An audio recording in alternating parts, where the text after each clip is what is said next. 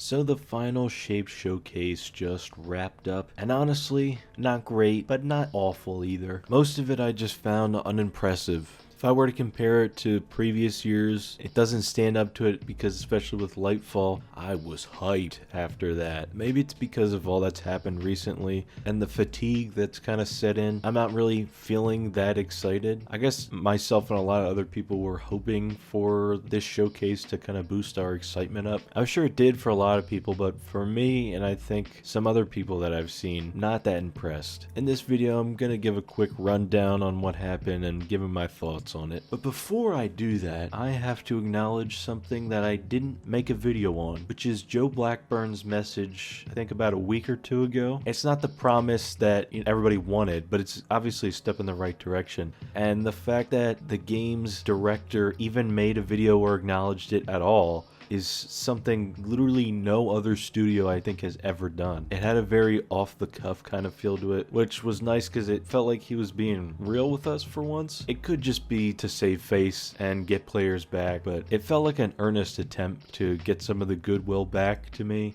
So I appreciated that. That was pretty cool. They're making a PvP team, which, for the people who for some reason like PvP, there you go. And he said they're going to be bringing some quality of life stuff. Nothing that really boosted my faith, but it was nice. I can acknowledge when Bungie does something good as well. As for the final Shape Showcase, we really didn't learn anything at all about the story. We're pretty much going in and facing the witness. Knew that already. Kind of feels like they really thought they were bringing their A game with this, and maybe it slaps. I don't know, but not much there that we know of. If you asked me the other day to tell you about the final Shape story, and you asked me today, pretty much the same thing. Nothing new there. I get it, it's their climactic finale. Would have been nice to know a little something more to maybe get our hypes up and restore a little bit of our faith, but well, I guess we'll just have to wait and see. There's a new area that a lot of people are clowning on. It's inside the Traveler, which is something I think is pretty cool because ever since Destiny 1 came out, I was like, I want to go to the Traveler, inside the Traveler, or near it. So I think it's pretty cool to go inside the Traveler. They called it the Pale Heart. That's the location. A lot of people are calling it essentially the DCV, the Destiny Content Vault, because it kind of is. Though the way they're doing it doesn't really bother me. I know I've gotten on Bungie's case a lot for reusing content, but in this case, I think it kind of makes sense. It's the end of the Light and Darkness saga, and we're taking a bit of a jaunt down memory lane here. And the way they described it, where there's kind of a light area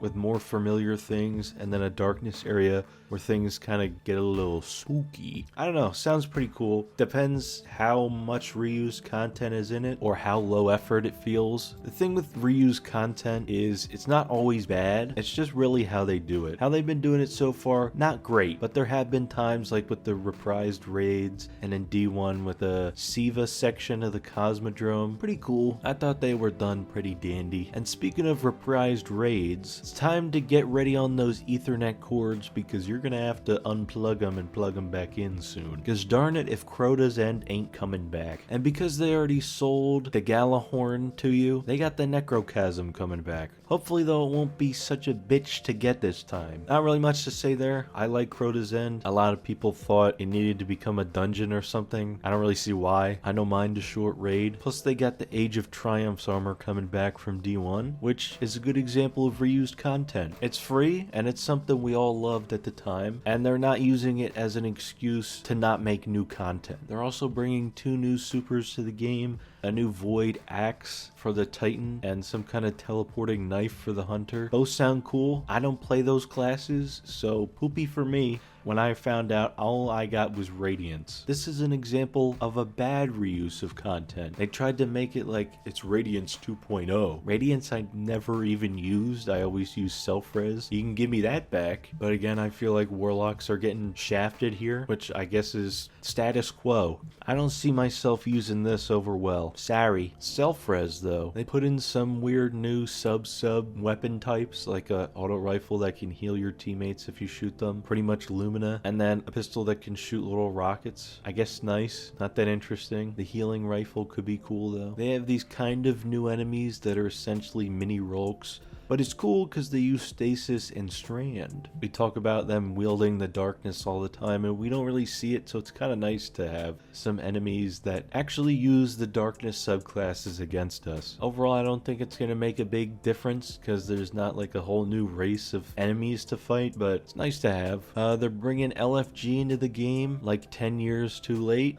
But I suppose better late than never. I don't really understand why it was so difficult to put into the game, but maybe that's just me being a doofus. Something that I do like is the Witness will be the raid boss. I always viewed the raid as the end of the story in the respective DLCs, so it's nice that he's gonna be the raid boss. Because as much as I loved Rolk in Vow of the Disciple, kinda wish Savathun was the raid boss, but I understand why.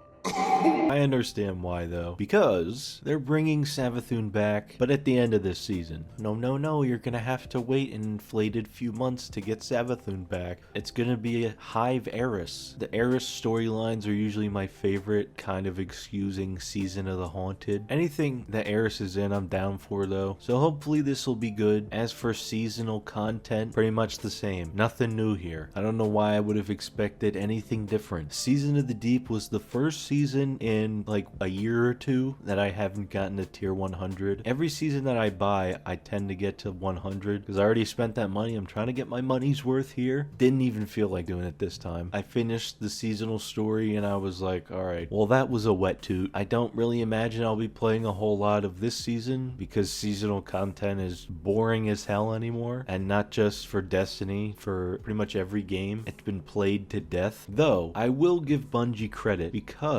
after the final shape, they're changing their seasonal model. I probably won't be there for it, so it sucks that it's too late for me, but at least for the people that stick around, it'll be a different content model. They're going with these episodes, they're calling it. I don't really know how they work. They're longer, but they have like 6-week intervals where they update stuff, something like that. Even if it sucks, at least they're trying something different here because they know that everybody is completely tired of battle passes and season passes. I'm not going to Disneyland here, alright? I don't need a season pass. Most of the stuff I've said so far has kind of been wishy-washy, some good, some bad about it. But here's some stuff I really don't like at all. And another example of reusing old content in an awful way is exotic mission rotators and bringing back one mission from only back to Forsaken. It's nice to have that stuff in the game again, but I don't know how many times I have to say this or how many